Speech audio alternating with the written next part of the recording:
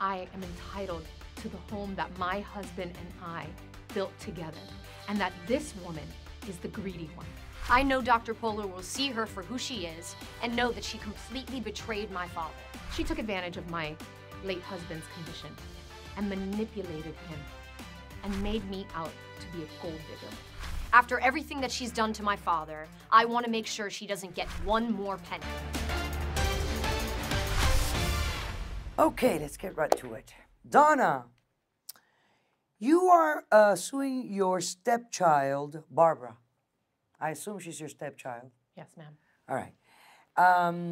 And you are claiming 50% equity in an $800,000 house that was left by your deceased husband. Correct. Explain the facts to me and the basis of your claim.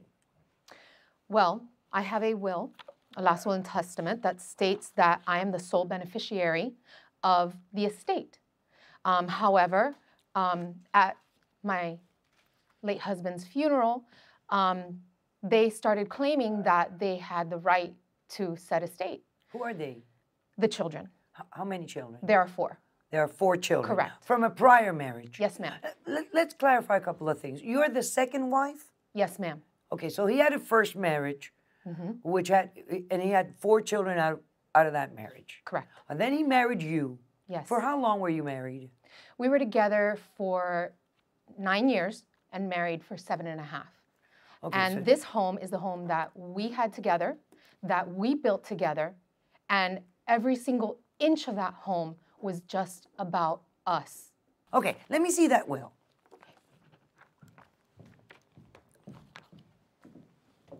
That's good. He does mention his children in this will, but he clearly states in paragraph number 5 that the whole estate goes to you. Yes. Was he going through a terrible situation with his family, with his prior family, at the time he prepared this will? Yes, ma'am. What was happening? They cut him out completely. Cut him out because he was with me. Are you telling me that you were the reason why he separated from his first wife? He was not happy. I'm not the reason that he left her. Explain the situation. Well, we met 9 years ago. He was still married at the Yes. time you met. From what I understand, yes. But when I met him, I didn't know. He didn't wear a ring, nothing. Okay. We were at a party, and I was a friend of his colleagues, and I was there at the party, and we just started talking and hitting it off. And he's so charming and, you know, smart and witty, and, you know, we just started speaking, and then we started hanging out. I'm a stylist, so, you know, I styled his friend, and then we became friends, and I started styling his wardrobe for him. He just got a promotion. I wanted to make sure that he was in the finest clothes, and things just developed from there.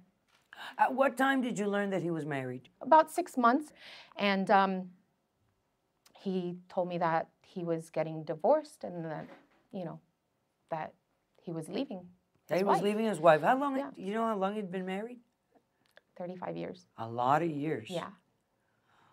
All right. So he tells you at that point, like 6 months into your friendship, I'm getting a divorce after a 35-year marriage, 4 children, and he finally got divorced. Yeah. Was it a nasty divorce?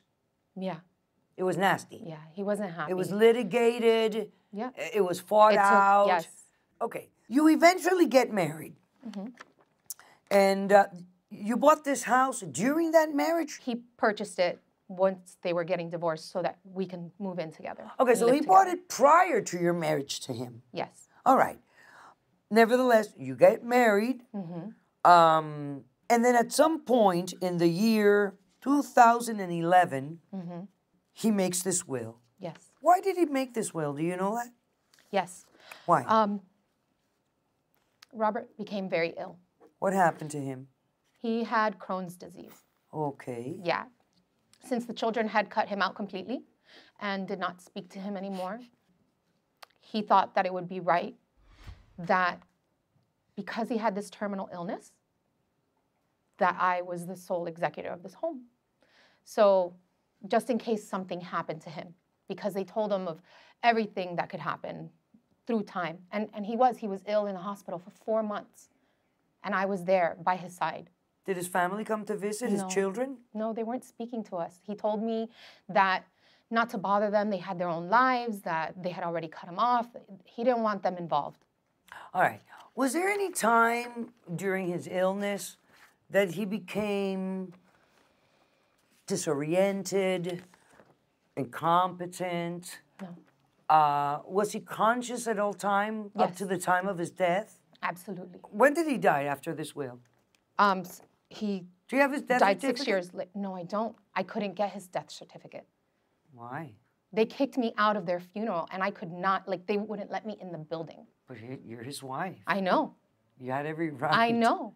Well, I mean, legally, you had every right to procure, receive his death certificate. When did he die? May 26th. Okay, so he dies May 26, 2017. To your knowledge, between 2011 and 2017, was he sound of mind? Was he conscious, clear-minded, good judgment? He was very ill in the last 6 months of his life. Barely able to walk. Unfortunately, I was not there most of the time because I was traveling because of business. So he moved in with them to take care of him, and I had to continue working. Did you have a problem with him at that time? No. During the last 6 months of his life? No, not at all. No, it was his wishes to make me continue my Life. dream, my life. I was, I'm so young. I'm 35 years old. How many years older than you was he? He's much older. He was 77 at the time of his death. Okay. All right. I'm starting to think I know what's happening here. Let's take a break. When we come back, we'll hear more about it.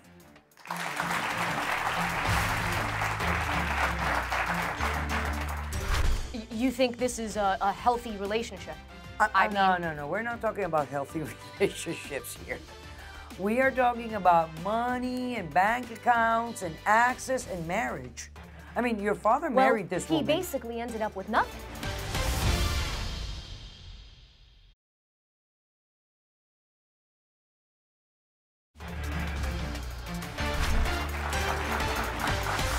Second marriages are very difficult, and they can present very serious problems when it comes to our estate. Excuse me, Dr. Polo?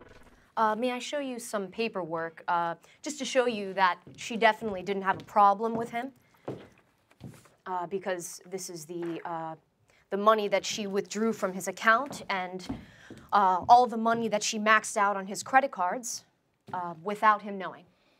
So she definitely never had a problem with him because her entire lifestyle completely changed when they met. But he was aware that she had absolute access to his accounts. Yes. No, he knew that Yes, she had access. of course he knew. But Right? look what's going Well, on I here. can tell that there are a number of big withdrawals here, no doubt about it. But I mean, if you give somebody access to your account, I mean, you're giving them full access. That means take the money you need or take the money you want out of here. Don't you think it means that? Yes. You think this is a healthy relationship? No. We're not talking about healthy relationships here. We are talking about money and bank accounts and access and marriage. I mean, your father married this woman. He basically ended up with nothing. Do you realize that she basically emptied his accounts and needed to pay for medicine and needed to pay hospital bills, and she was spending his money on hair and nails when he was dying. This is what was happening. But wait a minute. He could have picked up the phone, call his bank, and say, hey, listen, get her out of my account. I want no more access. If you're the owner of a bank account, you have every right to call the bank and take out whomever you had added before so they don't have access to your accounts. And I'm here. So what you're arguing here, to me, it's irrelevant. In other words, whether she took all the money out or not, that was your father's choice. If he was competent, he could have acted. Now, you know what I want to know? How was your relationship with your father? It was great. So what she's telling me is a lie? We discontinued speaking to him because once he got a promotion about 9 years ago and he met her, he turned into a completely different person. Okay. So all of a sudden his values were changing. All he was thinking about was money. And we kind of came to an agreement that it didn't make any sense for us to speak anymore because our mother was cheated on. And we just didn't understand what was going on. So instead of trying I have difficulty with that kind of concept in life. Because I'll tell you this, marriage is really, it's a contract between adults. A contract that is based upon love and material decisions. This is why people get married. First of all, because they love each other. Secondly, because they've agreed to share material things in one way or another. And I think that when children stop talking to their parents because one of them hurts the other spouse, it's an immature decision. You should keep a relation with your father because he was a good father, or you love him, or you don't love him. But to stop talking to him because he fell in love with another woman. It wasn't my personal choice to discontinue speaking to my father. It was my mother's choice, and I felt out of respect that was the best thing to do. So your mother asked you guys to stop talking to your dad, and you all agreed? Yes. Oh my God, what a world we live in. as adults. This family situation seems very complicated. Let's take a break. When we come back, we'll hear more about it.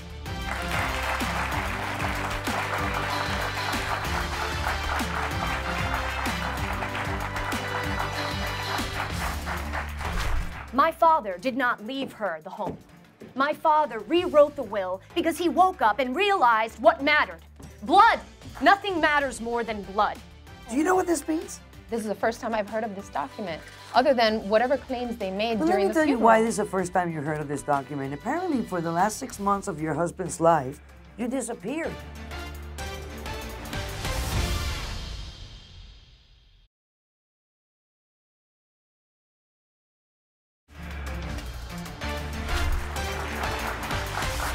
This woman claims that she has a will prepared in the year 2011. Let's get to the point. Let's get to the issue of this case. I'd love to. All right. She claims that she has a will that seems to be legitimate, genuine, signed in the year 2011, making her the sole beneficiary of your father's estate. Why are you asking for 50% of the will instead of the whole amount? I don't get it. Well, at the funeral, they were claiming that they had drafted something up and that they're going to take me to court and that they were going to put me through the ringer and that I wasn't going to have another dime left and that everything that, I made while I was with him, any piece of art or anything that was in that home, they were going to strip it away from me. But how could they do that? They don't even have access to that house. We Isn't don't that want your any house? of that. Wasn't that your house? Yes. Didn't you have a key to the house? Yes. But they were claiming that it belonged to them. But Because claims are claims. I know. They're not reality. How People did can the claim home- anything. So because she lived in the home, it's her home as well? She Your didn't purchase father the home. left her the home. My father did not leave her the home. My father rewrote the will because he woke up and realized what mattered. Blood! Nothing matters more than blood. Obviously. Let's look at this. So apparently in the year 2017, April 21st, 1 month before his death, correct? Yes. Your father now prepares a second will where he says, all the rest residue and remainder of my estate, both real and personal, of whatsoever kind, give a device bequeathed to my 4 children to be theirs absolutely and forever. My house is to be divided amongst my 4 children and my spouse, Donna. Do you know what this means? No. Well, it means that the house is now to be divided into 5 equal parts. But I was his sole executive What would of be the the will. problem with that? I really? wasn't even present for You this. were what? I was not present for this document. This is the first time I've heard of Do you understand that this. you don't need to be present for a will to be prepared? Knowing him. I mean, even when really. you're married, your spouse can go ahead and prepare a will, disinherit you. Now, your only argument against this would be to say that he was incompetent when he prepared this, and that he was forced to do this. I think he was. No, but you have no evidence. I'm but he proposing was the not argument. incompetent. He was You didn't ill. propose it to me. But he was ill. Crohn's disease But wait a has to minute. do with your intestines. It Yeah, doesn't it has have nothing to do with your mind. brains. And again, have you brought any experts to tell me that this is not his signature? That you have a psychiatric report or a doctor's report saying that he was incompetent, No, ma'am. unable to there was no think? reason for me to. This is the first time I've heard of this document, other than whatever claims they made Well, during let me the tell you funeral. why this is the first time you heard of this document. Apparently, for the last 6 months of your husband's life, you disappeared. This case is definitely a competition between two wills. When we come back, the ruling. Don't go away. Every single inch of that house has memories of my life with him, the 9 years that we spent together. And she's gonna take everything that's inside as well. That is unfair.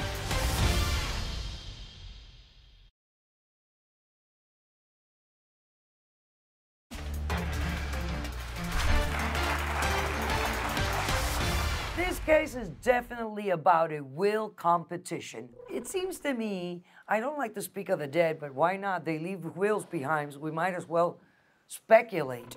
You know, this was a very reactive man. Your father was a reactive guy. You know, when he fell in love or whomever was being nice to him at the time, he would prepare documents in their favors.